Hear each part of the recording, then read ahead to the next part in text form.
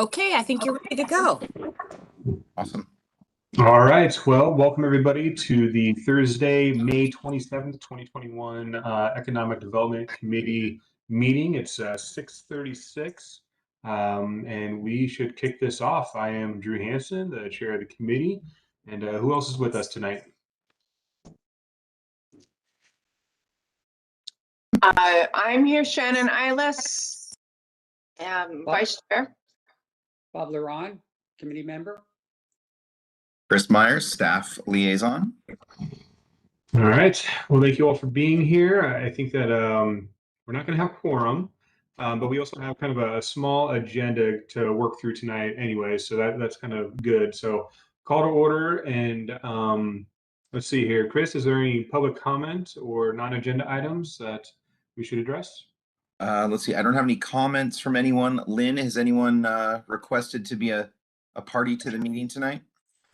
No, there were no public comment requests. Okay, thank you.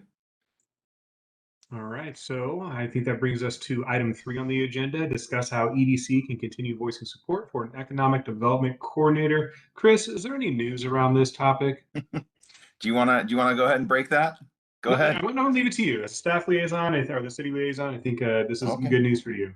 I was actually hoping Todd would be here, Councilor Jones, but they're actually in executive session right now. So I forgot that they had called one. So he won't be here. So as of last night, City Council approved the budget for the next 2 years. And inside of that budget is an economic development coordinator position.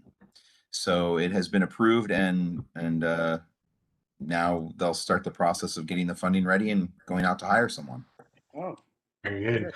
So all the public comments that were made to City Council and other side conversations that might have happened with your neighbors and other people who were interested in it, I think it worked. It paid off. Council heard that there is a need for that position, and it sounds like we're going to have one that can help us really focus as a city on economic development. So this is great.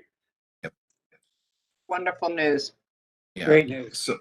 So to that, Drew, as you know, since we chatted earlier today, I met with Jerry, our city manager, and he is expressing to us that he and council would like the EDC to take some time and start sort of listing and sussing out what responsibilities specifically do we think this position should hold. What particular projects?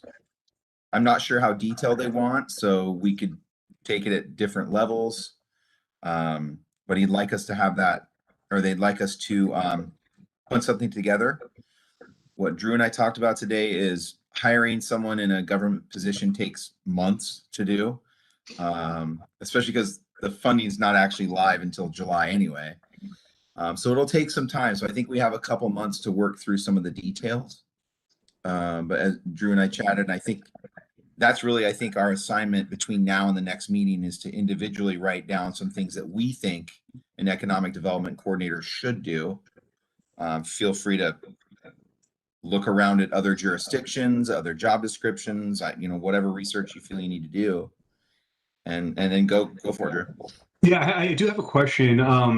When I testify, or not testify, when I gave public comment, I really emphasized economic development director or manager, and I heard you say coordinator. And I'm just curious: is there a difference in this context between a director, manager, and or a coordinator, or is it more just kind of a placeholder until we, as a city, kind of has that job description in place?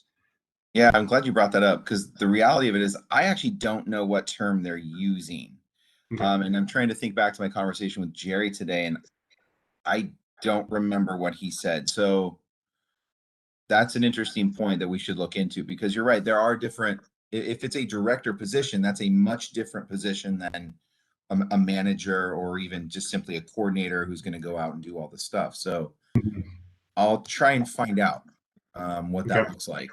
I know, or our assumption is that it will be housed in the community development department, which is where planning is housed there, and it would report, this position would report to John Williams. At least that's my expectation, directly to John.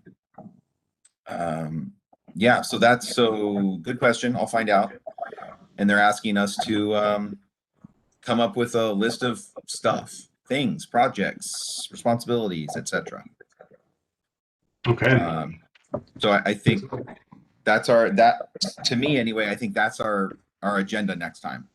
Could I request that within maybe after the holiday, and I can put a note on the calendar to maybe circle back with you on this, Chris, too. I think it'd be good to maybe start an email chain on this specific topic amongst the members, just so we can kind of coordinate around that. And Chris, too, I think you had a really good idea earlier about an approach on this, so that we're kind of coming up with unique ideas for this position rather than maybe influencing each other on what we think should have. So if you wanted to kind of explain that a little bit more, I think that'd be helpful. Yeah, I made that comment to you on the phone today. My thought was simply that I think we should just kind of go off on our own to create our own thoughts and lists instead of, Bob and his normal aggressive behavior, forcing people to think his way. I'm kidding. No, but I just think that, we so easily can go down someone else's path when they have a good idea, and maybe just being independent and then coming together in the next meeting to put some of that stuff into a big pot and see what we've got. Might just net us a few more things that we wouldn't think of if we're just doing big group think kind of thing. So Okay. I don't know, that was my thought.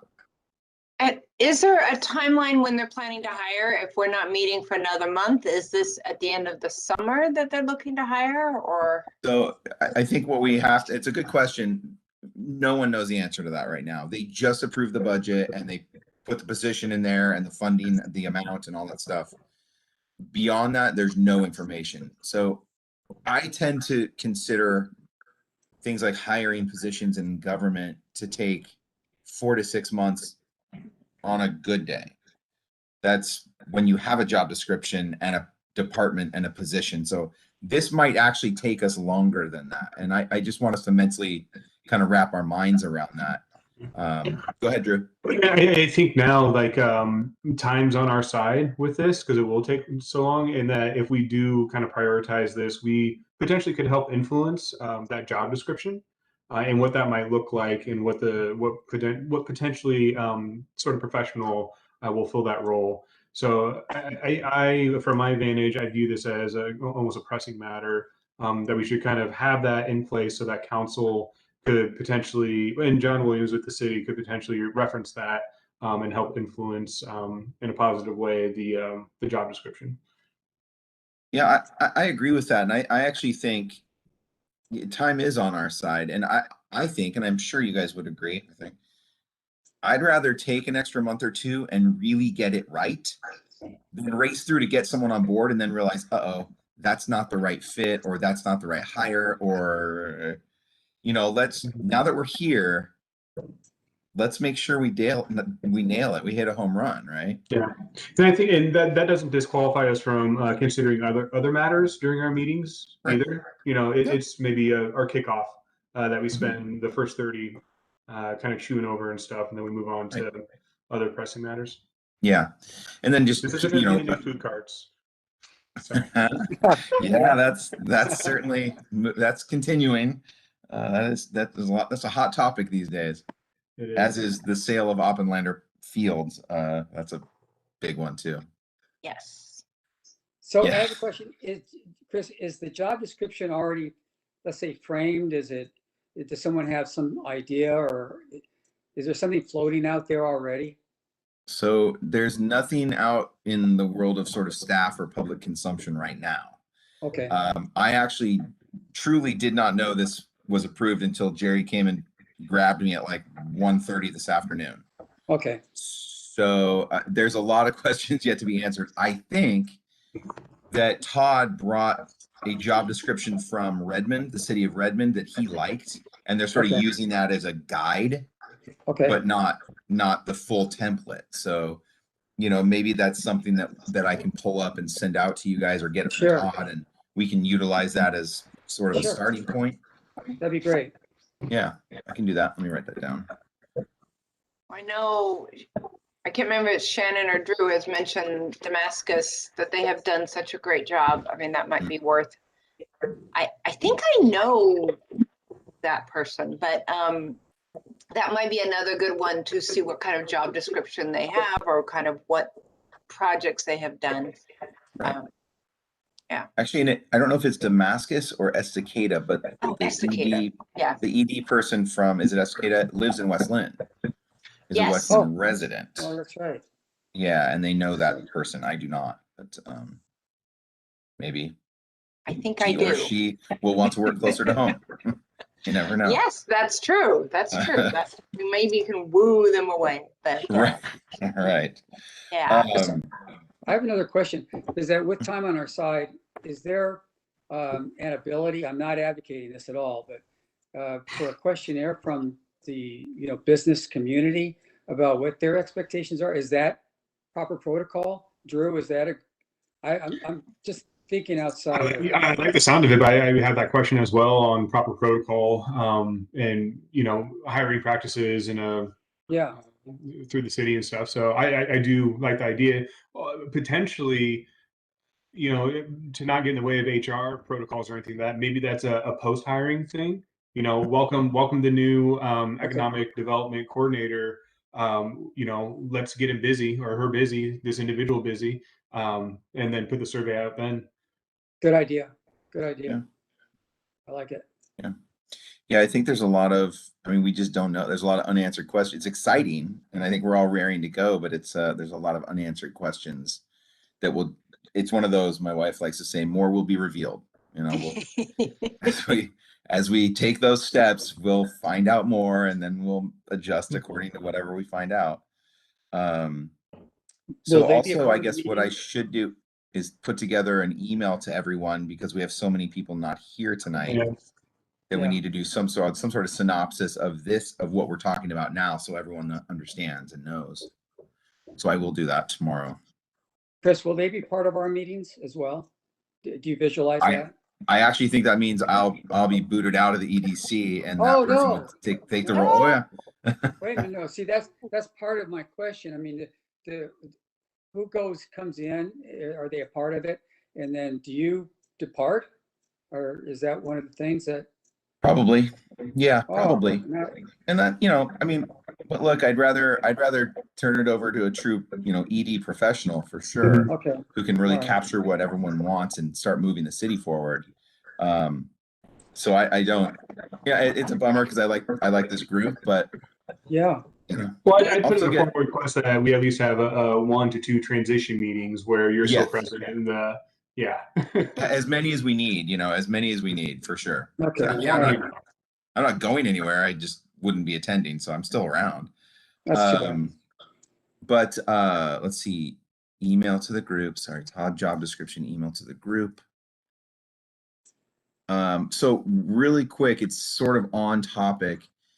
Administration has asked, so backing up, it looks like City Hall is reopening on June 7th. And now we're trying to figure out what exactly that's going to look like. Things like the planning counter, people coming in, etc. Okay, so that's happening. With that, I don't know when, but meetings will start to transition to having in-person, or I believe virtual options. I don't know if we'll always go all the way back to in-person, and I'm not sure how, we don't know. But the administration has asked, they would like to start shifting meetings back to the way it was before the pandemic. And that's, the schedule. So they're asking EDC to move back to the second Thursday instead of the fourth Thursday, which is what we used to be. And so I want to put it out there to the group, well, and the small group tonight. And then they're also asking possibly moving from 6:30 to 6. None of this is a requirement, it's a request, and I understand why, but we should at least put it out there and consider it. I think that, as since we do have such a small group today, that we should definitely put this out to the broader group in an email with that request and kind of outline that it is a request, that's not an actual movement, and then leave it at that. And hopefully we can get some sort of answer around that through the email, and if not, then likely is there an opportunity to hold the same time into June and then make the decision then if we don't reach a consensus prior to the next meeting?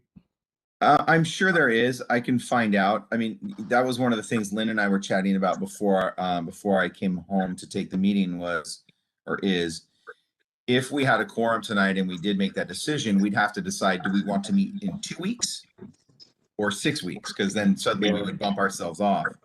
So why don't I connect with Lynn offline about the schedule for the next meeting? If we just aren't there yet, my assumption is that we would stick with the 4th Thursday until we've got it figured out.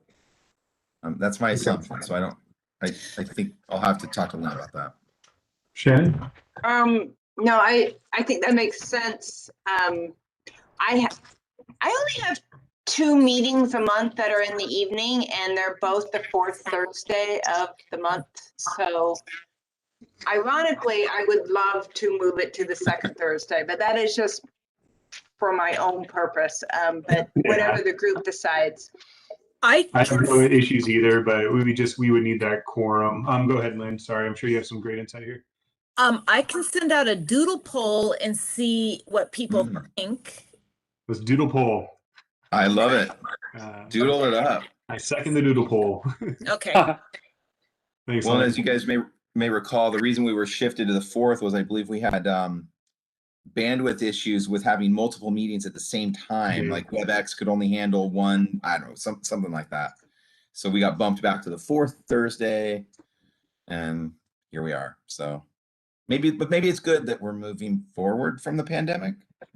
Maybe. Yes. Yeah. Sure. I think. Absolutely. They actually let us, if we've had our vaccine, we don't have to mask up at work anymore. So Very nice. Oh, really? that's pretty a good exciting. incentive. Yeah. I've been having more meetings in person or meeting with people, and it just feels like everyone is kind of starting to move forward, which means I have to juggle times instead of just switching to the next meeting. That's right. You Trying actually have to get go my somewhere. card. Yeah, right. yeah. So You have that's to a whole nother thing. But, travel again. That's right.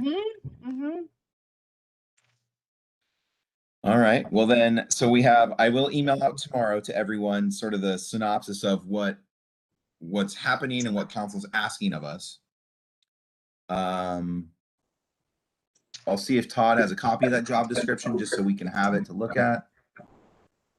And then Lynn is going to send out a doodle poll about shifting us back to the 2nd Thursday and possibly to 6 p.m. instead of 6:30 p.m. So it would be 6 to 7:30 versus 6:30 to 8. And that's where we stand right now. Okay. Great. Let's see here. Well, I think that kind of wraps up item 3, unless anybody else had anything to add about the economic. Yep, Bob. I have a question. So when we get the information about the description of the job from Todd, do you want us to send off the emails to you, Drew, or to you, Chris, or to the group for our input on job description, job purpose, all of those kind of things that you ask for as an outline from the group? Or how do you want that to proceed? I'm kind of confused. Well, here's one thought is maybe when we get closer to the next meeting, like a week out, I can put out a call for ideas to come into me, and then I can actually just sort them on a spreadsheet or come up with some sort of organization that that we can all look at it as a group. Because obviously if everyone sends in the same 4 ideas, then I can just list that, I don't have to list it 4 times. I can list that 4 people listed it. But also if I do it all at once, that way I'm not getting them throughout the month and then I have to go back and figure out where I had, where they were. I can just put a call out, just drop them into me, and then I'll organize them. Okay. What do you think? Is that okay, Drew? Sounds great to me. Yeah. Okay, cool. Good. Thank you. Yeah. Okay. Let's see here. Moving on to item 4, items of interest from committee members. I don't really have anything to report on. I was really focused on, trying to rally everybody to advocate to get a economic development director, and that seems to be done. So that was Yeah. that was going to be my piece of interest here. Yeah. So Shannon or Bob, is there anything that you guys would like to report on for the? Okay, Shannon. Yeah, just from the EDC meeting, the Clackamas County Mhm. meeting yesterday, just a couple of highlights. The House Bill 17 opened up the door for tolling again. Tolling is still in play, which will have a huge impact. And they are recognizing that there is a concern of those that live off of 205, so that would impact West Linn, that people to avoid the toll may end up then more heavily impacting the residential neighborhoods. So that's all they said. Just wanted to share that that is kind of back. I thought it was kind of gone, but they're looking at maybe not tolling, maybe tolling one lane, not Okay. across all the lanes, but we all recognize there's a huge need for another lane on 205, and how to pay for that is always in debate. So, but it looks like 217 they're also looking at doing, and there'll be bids for that at the end of the year. That doesn't impact us, but I'm monitoring 205. Right. Yeah. There's funding for businesses starting to come in, COVID related. We have 2.7 million from the state alone, and then some others funding is coming in that will then most likely go out to the BRCs, which I believe we're combined with Lake Oswego. These were the resource centers and the business resource centers. I don't think we have our own resource center. They're really trying to be more equitable, looking at businesses that were heavily impacted. So where the money would have the greatest impact. So there'll be grant funds, and that I'll have more information as that kind of develops. They always go over the unemployment numbers. The good news is unemployment rate has lowered to 5.9% for all of Clackamas County. So a high of 13.8 last April, down to 5.9 this April. So these were April numbers. And most of the jobs gained back were in leisure and hospitality, which is the one that was the most heavily affected. So, and even manufacturing starting to come back. They did a few economic numbers, more deciding not to retire, and there's a 33% increase in age 70 and above in the next 10 years. And what I'm seeing in real estate is if people aren't retiring, they're staying in their homes, which is impacting those trying to buy their first home, because homes are not being released by those that aren't retiring. So we're going to see that ripple effect in West Linn because we're landlocked anyway, or river locked, maybe not landlocked, but that's it. It was a really short meeting. So those are kind of just some of the highlights. Excellent. Thank you for that. I think that there's some pretty interesting nuggets in there. And one that really jumped out was that last part about housing stock and availability, which brings back to a comment that was made earlier about the sale of Uplander and the potential development there. And is there a chance to rezone it so it doesn't just become a 14 home housing community, but something a little bit more substantial for West Linn? Yeah. So just a quick comment to that. Yes, obviously we're getting a lot of calls and there's a lot of interest in what's going on. So I'll say a couple things. One, it is a school district property. It has been for a long time. In their 2019 long range plan, the school district did list in their facilities portion of their plan that they have 4 or 5 properties that, depending on budgets and whatnot, they may need to offload and sell. And Oppenlander was specifically listed as one of those potential properties. The other thing is we don't know what will happen to it. Obviously, the assumption is that a developer will buy it and try to build. It's zoned R10 residential. So can it be rezoned? the owner of the property needs to apply to have a zone changed. So if the owner decides to do that, they can, but that would depend on who buys it. I Yeah. believe I don't know. It'll probably be pretty expensive. It's just over 10 acres, and I don't know what else to say. It's there. The city doesn't have the money. The city was offered an opportunity several months back, I believe, from what I understand. I was not privy to that, and we don't have the money. So here we are. Yeah. Okay, so that seems to be something to keep an eye on, but might not really fall under the purview or influence of the EDC per se. No, but I do think I think it plays to the larger narrative of what the EDC, an economic development group, a committee. I mean, it is part of the economic development of the city. But it is also, I mean, land values are off the charts right now, obviously, Shannon, and I think you brought up some great points. You know it better than I do, that's for sure. But I'm sure someone who builds homes is going to look at that very, very closely, considering what land is going for these days and what houses are selling for. Well, the Westland Planning, there is a Westland Volunteer Planning Committee. That's correct, right? Am I just Well, the making that up? planning commission. Planning Commission. Okay. Mhm. Yeah, I'm wondering, because this is all fairly new, that that Oplander property is being put on the market, out for sale. I mean, it's been known that that might happen, but it's actually happening now, and that's the new part.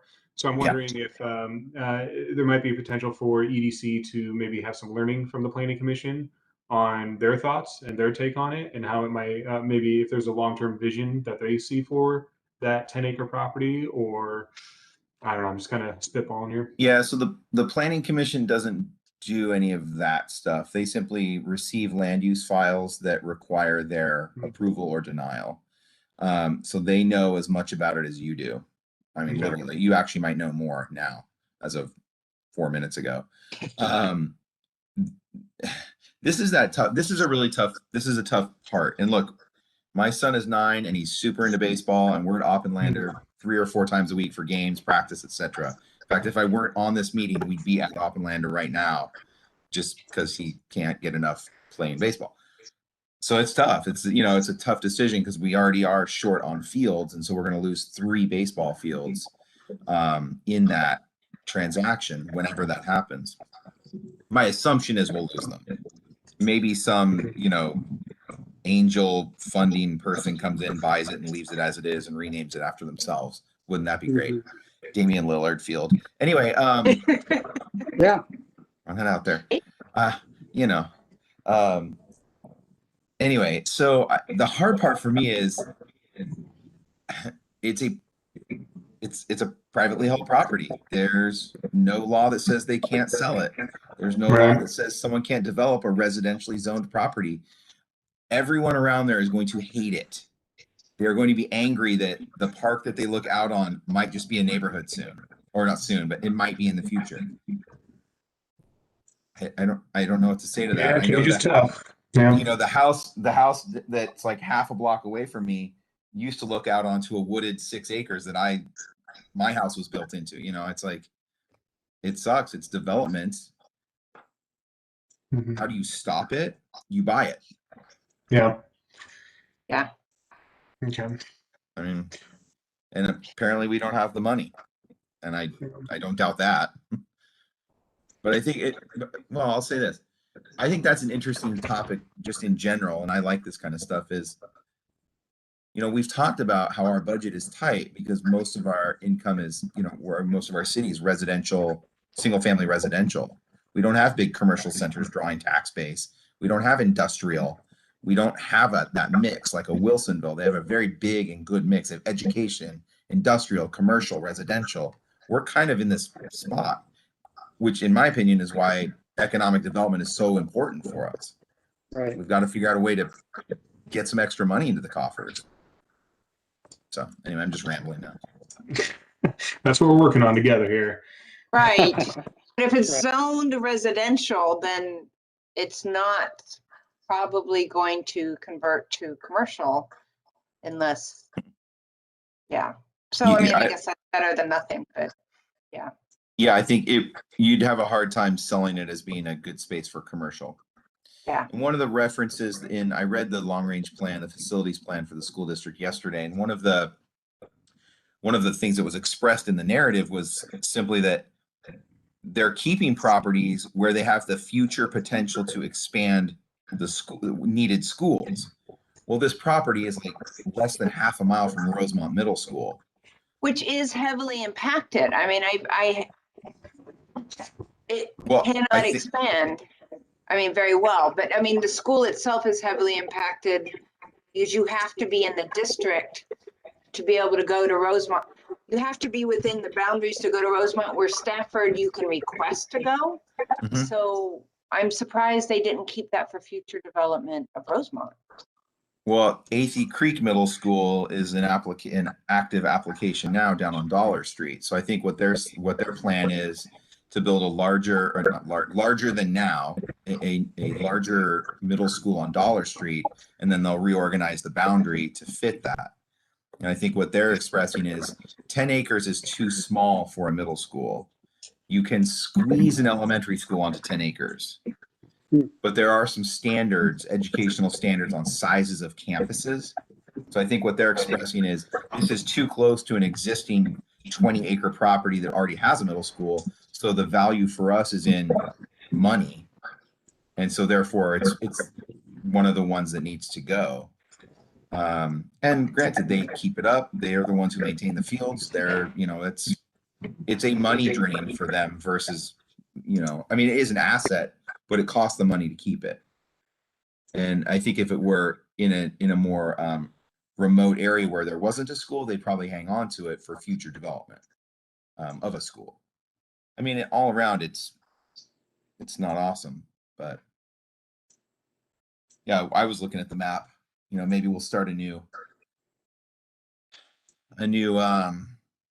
whatever you want to call it, movement to get some ball fields down at Tanner Creek Park, where we have that huge open empty space that occasionally we do concerts in the park.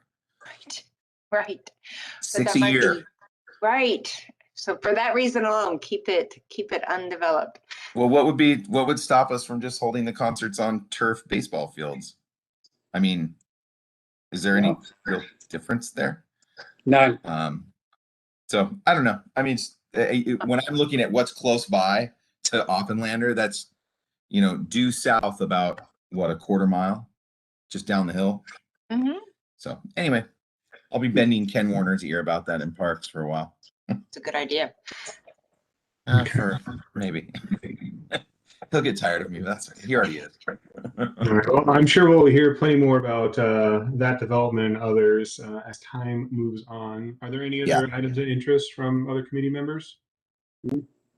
I just had a question about if you, Chris, know more about the post office announcement and the businesses that are being displaced. So yeah, I'm glad you asked, Shannon. I can't believe I forgot about that. What I do, so I just found out like everyone else. So what I do know, or what I'll express is this. This is another one of those situations where it looks like the city's doing something and we actually are not. It's ROIC is the private property holder, and the federal government is the U.S. Postal Service, and we're just sort of there. It's not our property to make the decision, and the federal government wants a post office because West Linn had an uprising that we have to have a post office. So there's really nothing that we as a city can do to stop that from happening. In fact, what people are about to find out and probably be fairly upset about is the federal law is that the U.S. Postal Service is not required to go through any land use action whatsoever. They can literally build that wherever they want, despite local laws. Doesn't matter. We were kind of shocked. Never heard that before. So they don't have to prove needed parking or access to parking or anything. We're going to request that they allow us to do that, but they can just say no. They just need to abide by local building and safety codes, and everything else they can do whatever they want. Federal government. So about the businesses, I really don't know what to say. Again, totally ROIC and the federal government. I think everyone's excited to have a postal service or a post office, a post office again. But I don't know. I don't know what to say about that. Yeah, I've just heard that a couple of the businesses were not expecting this, and I don't know if they were on a month-to-month lease, but they are now scrambling to figure out where they're going. So thrilled about the post office, but from a business development standpoint, that's challenging for these businesses. Sure, absolutely. Yeah. I again, I only know probably the same rumors you guys know. I obviously was not involved in any of the discussions. They've been going on for years now, right? So I really don't know what discussions were had about the sort of collateral damage that will happen with this deal, and whether people are actually being moved or offered different leases or just flat out kicked out. Which it sounds like that might be the issue with at least one of those businesses. I know that from what I hear, payment of the lease had been not happening for some time, so maybe that played into the decision. I really don't know. Are they taking that entire, are all the businesses being? No, I might get this slightly wrong. It's 10,000 square feet, and I believe it goes from, the driveway, the alleyway that cuts behind the building. So there's Maple, the boutique, the clothing boutique. Maple, Across yeah. the little alleyway is a space that our church uses for some of the kids like Bible study stuff. So that space, the jewelry store, the salon, I believe the taekwondo, all the way down to, let's see, there's Anytime Fitness, the vet, and then one more business, and I can't remember what it is. It was a tutoring place, I think. Oh, thank you. And the tutoring place. So it'll be from the corner all the way up to the tutoring place. The tutoring place stays, the vet and Anytime Fitness stay, but the rest of that run will be cleared out. They'll do some work out back to create a dock and a gated area to store trucks, their little Jeeps, or whatever those are, and that'll be the whole run there, the rest of that section. Yeah, it's pretty significant size space actually. And yes, my kids will be totally disappointed because they loved going up to the thing they do up there for church. But Yeah, and I'm sure Safeway had loved having them come, because if I ever made the mistake of being in Safeway at 3:00. Yes. no, those are not my children. Those are not my kids. The ones Mine are running through. Mine are 9 and 7. They don't go up there by themselves, that's for sure. It was the middle schoolers. I know. Oh my. Yeah. Oh, we have like standing rules at City Hall. You don't walk over to Starbucks at 3:30 across our little parking lot there, and you don't go up to Save, because it's like a middle school disaster. Yes.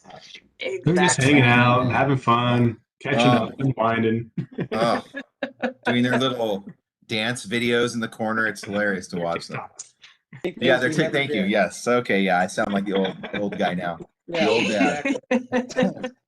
I will say that one thought I did have, Shannon, is there will be some businesses that are probably going to benefit from that post office though too. I mean, the boutique on the corner, the liquor store, maybe the vet, maybe people want a trip chain, and not have to go to multiple places. So maybe the vet picks up some business and the boutique might get a few more shoppers. I mean, it's I'm trying to remember what the number is, but it's like 350 trips a day or 350 visits a day.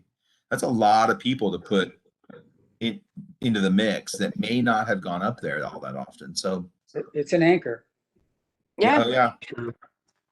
I mean, between Safeway and the post office, that place isn't going to change for decades. No. And I'm sure the guy who negotiated this for ROIC got a huge bonus and a promotion, because that's probably the best lease you can find out there, is a federally funded government lease. They'll even pay in a pandemic. Forever. they'll pay unless the government shuts down. So there you go. Well, maybe some of those businesses can go over to where the post office was. I don't know what they're doing with that Yeah, space. they're approved. Yeah, I mean they have approval to build a new building. And one of the concepts was a 4 or 5 space retail location. One would be a restaurant, and the other 4 would be other businesses. So, yeah, it's That'd be possible. interesting. Yeah, That's good. yeah. So it's something. Thanks for. I totally forgot. I don't know how. I totally forgot about that. There's a I mean, lot going on right now, so. In 1 week, we have Yeah. Oppenlander, post office. Like, wait, what's happening? Like, Stuff, God. it's really, we're killing me progress. here. Well, do you want to talk about the food carts going in next to the cider house? Oh my God, yes, and the food carts. Good Yeah, stuff. that's right. They have a pre-application conference on Wednesday of next week. Wow. Yeah. And we are also John Floyd is one of our new planners. He's not new to planning, but he's new to West Linn. He's working on sort of a 1-page guideline for food carts because we're getting a lot more questions about putting them into West Linn now that this is happening. So, and I seem to be getting all these voicemails from people like, "Hey, I want to put a coffee cart in there. Can I sign?" That people want me to sign them up to be one of the carts. It's like, oh, whoa. No. I'm So government. it's a I don't do little that. cart before the horse. Yeah, yeah. The cart, It is. yes. It is. So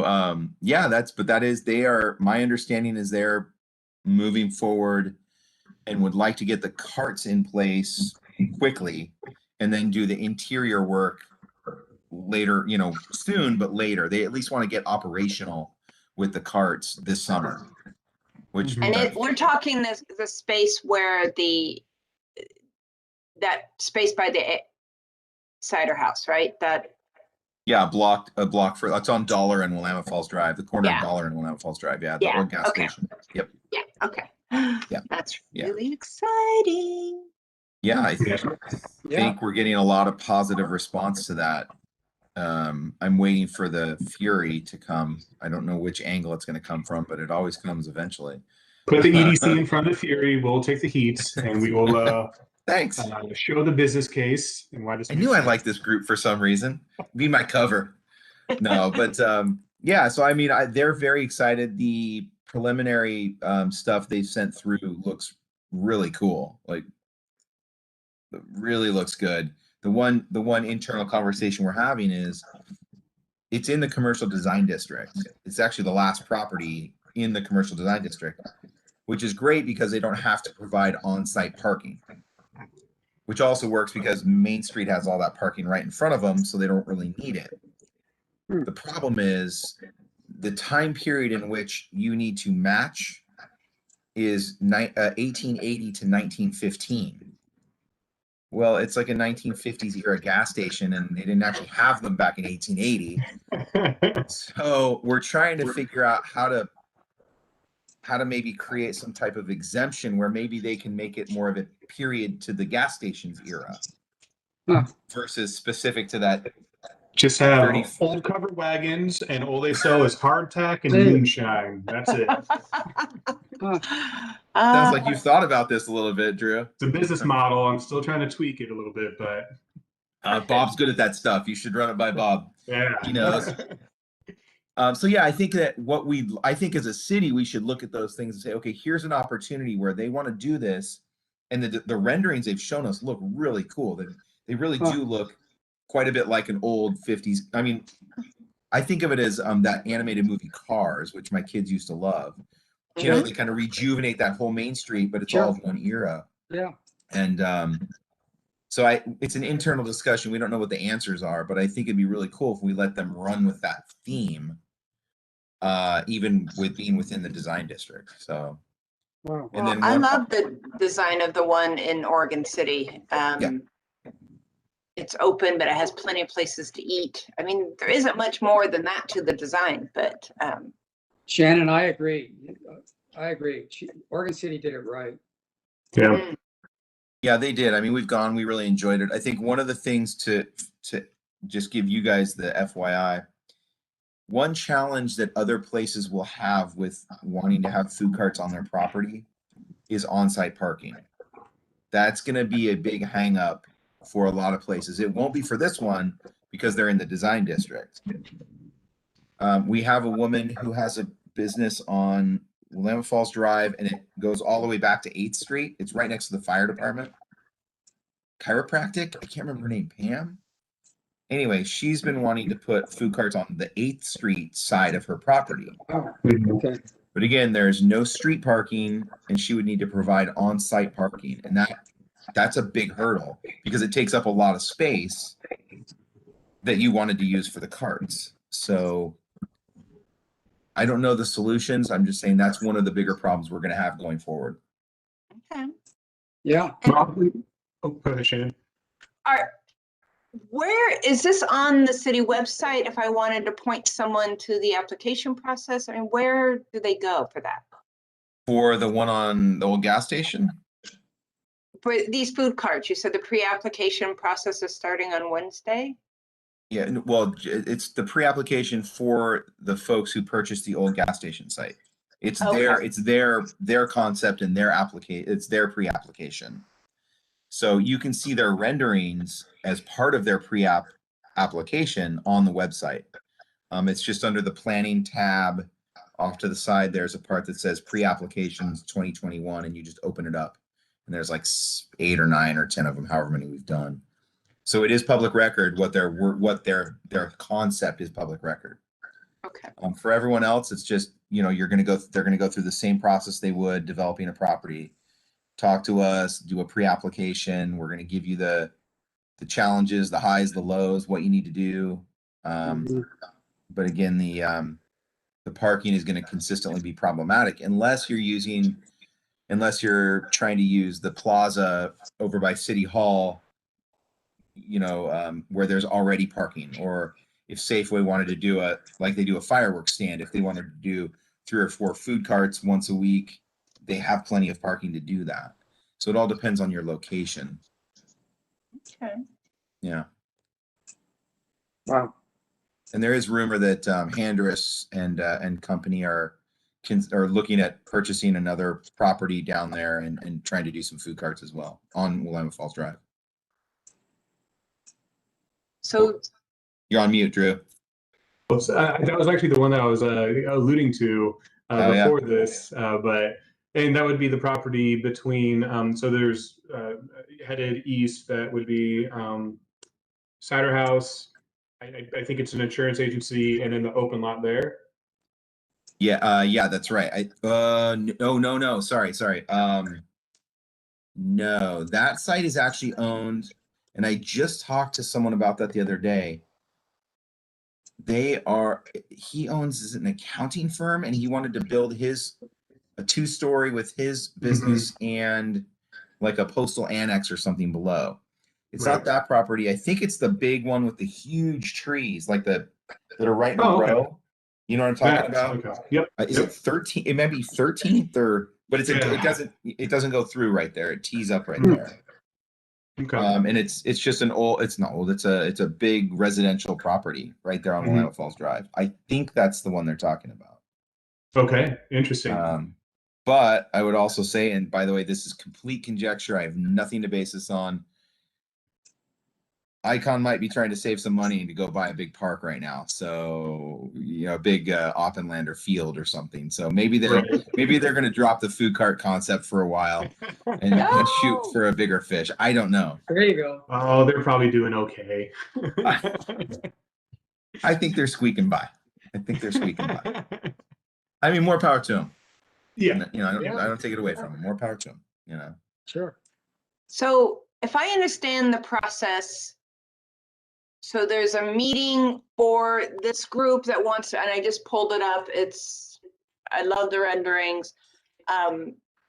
So that needs to be approved before food carts can then start applying for a space. Is that right? Yeah, so how this will work is, how the process works is you pay for a pre-application conference.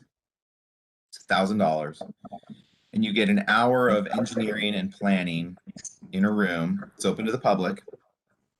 And we take 2 weeks and we go through the concept of what you're trying to do, and we give you all of the problems you might have. Utilities, land use, decommissioned gas tanks under the ground, DEQ reports. We give it all. And some people back out. They're like, oh, no, I can't. No, it's too much. And others, most of them, move forward with an application. So you apply with your concept of what you want to do. So they're going to have to get approval to do what they're going to do through the land use process. They're going to get approval. I mean, they're going to have to do some things, but they're going to be approved, I'm guessing, because it's legal to do. They'll just have to make sure they do a few things along the way. So I'm guessing they could probably start taking interested requests, or I mean, they could start working on other stuff. We also allow people to concurrently apply for building permits while you're in the land use process, but you just don't get the permit to build until you're approved in land use. But it saves them a little time instead of sort of waiting for one process to end to start another. I guess we are on record, but I would say that this particular application, because it's the first time we've dealt with this issue in West Linn, it's getting a lot of attention, which probably means it's going to move pretty quickly. Great. No, that's very helpful. Thank you. Just saying. That is good news. Yeah. I think we're all interested to see what happens there. I mean, look, it's the free market. If it fails, it fails. I don't think it will. I think it's going to be pretty popular. And I would do exactly what they're doing, which is get as quickly as possible, get those on site and functioning, just to start drawing some income, but also to draw the attention, So Exactly.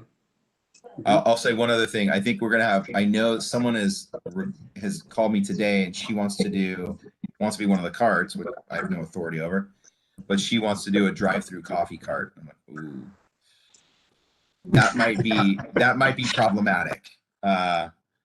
Just in general, transportation, ingress, egress, etc. I don't see drive-through being allowed there, but we'll see.